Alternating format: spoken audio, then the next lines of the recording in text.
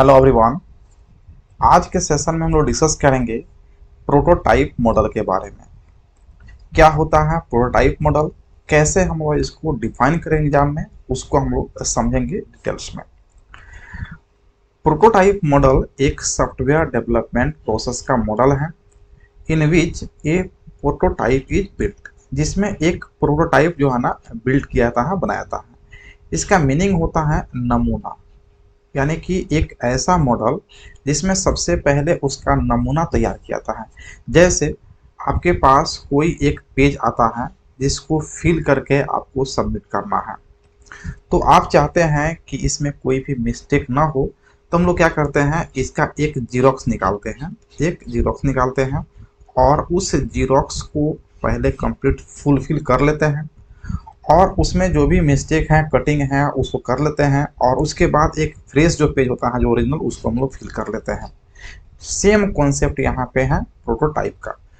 Prototype का मतलब ही होता है नमूना तैयार कर लीजिए, मतलब कि यह एक सॉफ्टवेयर डेवलपमेंट प्रोसेस का मॉडल है जिसमें सबसे पहले नमूना तैयार किया जाता है, उसके बाद उसका एक्चुअल मॉडल तैयार किया जाता है। जैसा कि आप पिक्चर में देख पा रहे हैं, सबसे पहले इसमें इनिशियल रिक्वायरमेंट्स, यानी कि जब भी हम लोग सॉफ्टवेयर को डेवलप करते हैं तो किसी कस्टमर के लिए डेवलप किया जाता है, तो उस कस्टमर से जो भी रिक्वायरमेंट है, उसका उस सॉफ्टवेयर से जो भी एक्सपेक्टेशन है, उसके इन्फॉर्मेशन को हम लोग गैदरिंग करते हैं, कंप्लीट इन्फॉर्मेशन को ले लेते हैं। इन्फॉर्मेशन को कंप्लीट लेने के बाद हम क्या करते हैं, उसका डिजाइन शुरू करते हैं। लेकिन डिजाइन किस प्रकार का, तो प्रोटोटाइप, यानी कि उसका एक हम लोग नमूना तैयार करते हैं।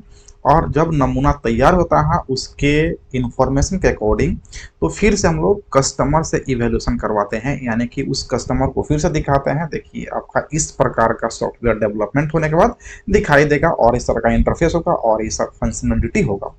जब कस्टमर का इवेल्यूशन होता है तो उसके बाद उसमें जो भी चेंजेस होते हैं उसको हम लोग ऑडिट करते हैं रिव्यू कंप्लीट होने के बाद, और उसके बाद जो हम लोग क्या करते हैं, फिर से डिजाइनिंग शुरू करते हैं।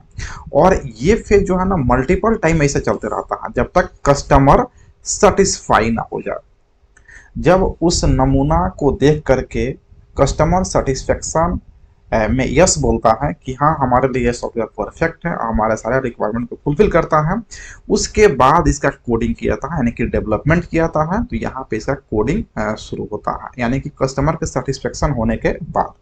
उसके बाद डेवलपमेंट कंप्लीट होने के बाद उसका टेस्टिंग किया था और टेस्टिंग करने के बाद उसका मेंटेनेंस होता है, जो हम लोग SDLC में देखे थे। तो यहाँ पे सबसे इंपॉर्टेंट हो गया कस्टमर, यानी कि हर फेज में कस्टमर आपसे इंटरेक्ट हो रहा है और अपने रिक्वायरमेंट को वो बता रहा है कि हमारे सॉफ्टवेयर में ये भी रिक्वायरमेंट होना चाहिए, इस तरह के फंक्शंस होना चाहिए, और आप उसके जो भी रिक्वायरमेंट है उसको फुलफिल कर रहे हैं और उसको सेटिस्फाई कर रहे हैं। जब तक कस्टमर सेटिस्फाई नहीं हो रहा तब तक आप उसका नमूना ही बना के दिखा रहे हैं, और जब वो सेटिस्फाई होता है तो आप डेवलपमेंट, टेस्ट और मेंटेनेंस करते हैं। तो इसको हम लोग डिफाइन कैसे करेंगे, it requires that before development of actual software. मतलब इसमें क्या होता है कि एक्चुअल सॉफ्टवेयर को तैयार करने से पहले a working prototype of the system should be built, यानी कि एक्चुअल सॉफ्टवेयर को बनाने से पहले एक हम लोग नमूना तैयार करते हैं जो वर्किंग में कस्टमर को दिखाने के लिए। Dummy function are used to create prototypes, यानी कि जो हम लोग प्रोटोटाइप यानी कि उसका नमूना तैयार करते हैं उसके लिए हम लोग डमी फंक्शंस का यूज कर लेते हैं। This is a valuable mechanism for understanding the customer needs. ये जो है ना बहुत ही वैल्यूएबल मैकेनिज्म है जहां पर हम लोग समझते हैं कि कस्टमर का नीड्स क्या है, उसकी जरूरत क्या है, उसका रिक्वायरमेंट्स क्या है। Feedbacks are implemented and the prototype is assigned reviewed by the customer for any change, यानी कि जो भी उसका फीडबैक है उसके थ्रू हम लोग इम्प्लीमेंट करते हैं, उस नमूना को तैयार करते हैं और अगेन फिर से हम लोग उसको कस्टमर को दिखाते हैं, उससे रिव्यू लेते हैं और उसमें जो भी चेंजेस है उसको हम लोग फिर से चेंज करते हैं। दिस प्रोसेस गज on until the model is accepted by the customer, यानी कि जब तक उस मॉडल को सेटिस्फाई नहीं होता है उस मॉडल से कस्टमर, तब तक हम लोग आगे उसका एक्चुअल सॉफ्टवेयर का डेवलपमेंट नहीं शुरू करते हैं। Once the customer approves the prototype, एक बार कस्टमर उस नमूने को अप्रूव कर देता है, प्रोटोटाइप को अप्रूव कर देता है, it is used as a requirement for building the actual software. उसके बाद हम लोग एक्चुअल सॉफ्टवेयर को बनाना शुरू करते हैं। The actual software is build using the waterfall model approach, यानी कि जो एक्चुअल मॉडल होता है उसको हम लोग फिर से वाटरफॉल मॉडल अप्रोच को लेकर के और उसको आसानी से डेवलप कर लेते हैं। प्रीवियस सेशन में हम लोग वाटरफॉल मॉडल को देख चुके हैं, जिसमें पहले फेज कंप्लीट होने के बाद ही आप नेक्स्ट फेज पे मूव कर सकते हैं, क्योंकि जो फर्स्ट फेज होता है उसका जो आउटपुट होता है वो सेकंड फेज के लिए इनपुट बन जाता है, फिर सेकंड फेज का जो आउटपुट होता है वो थर्ड फेज के लिए इनपुट होता है। तो वहाँ पे स्टेप बाय स्टेप हम लोग कर सकते हैं, जिसको हम लोग प्रीवियस सेशन में डिटेल्स में डिस्कस कर चुके हैं। तो बेसिकली वाटरफॉल प्रोटोटाइप मॉडल क्या है कि यह एक नमूना मॉडल तैयार करता है सबसे पहले, और उस नमूने को कस्टमर से दिखाता है और रिव्यू करवाता है। उसके बाद जो है ना कस्टमर जो भी उसमें चेंजेस करता है उसको चेंज किया जाता है, तब तक जब तक कि कस्टमर उसको एक्सेप्ट ना कर ले, उसे सेटिस्फाई ना हो जाए।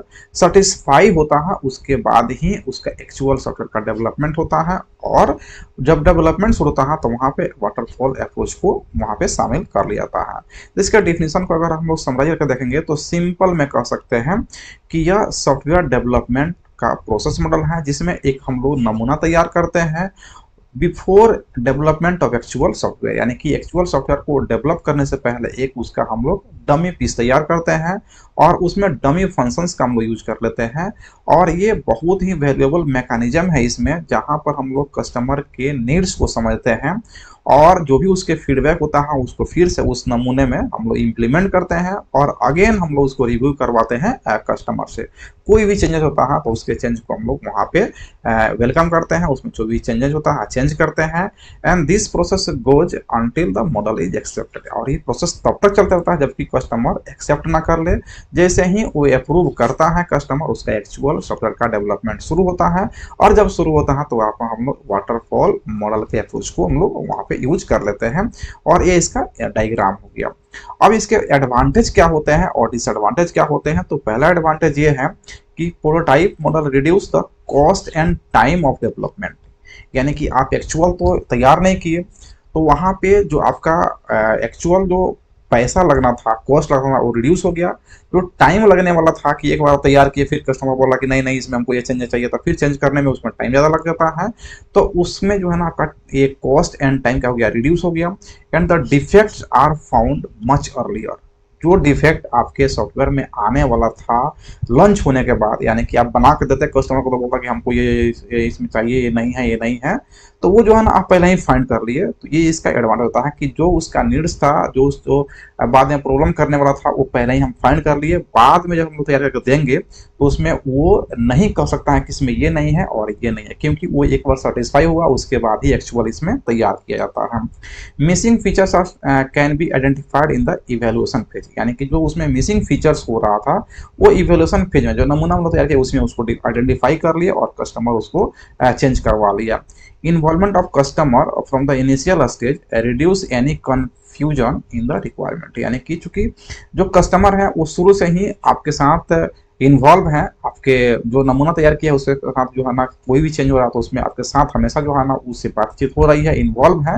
तो इससे क्या होता है कि आपका जो कन्फ्यूजन था उसके रिक्वायरमेंट के अकॉर्डिंग, वो कन्फ्यूजन जो है ना आपका कम होता है और आप बहुत ही कॉन्फिडेंटली जो है ना उस सॉफ्टवेयर को कोडिंग यानी कि डेवलपमेंट कर पाते हैं। तो ये सारे इसके एडवांटेज हैं।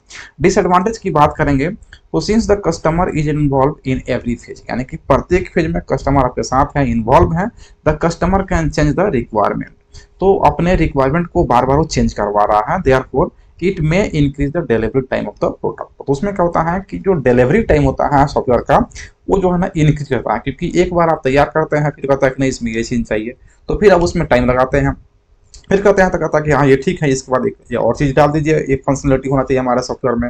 तो इसके कारण क्या होता है कि जो सॉफ्टवेयर के जो डेवलपमेंट का टाइम है वो इंक्रीज हो जाता है, और जिसके कारण आप जिस टाइम पे डिलीवर करना चाहते हैं उस टाइम पे डिलीवरी नहीं कर पाते हैं। तो इसका एक डिसएडवांटेज हो जाता है।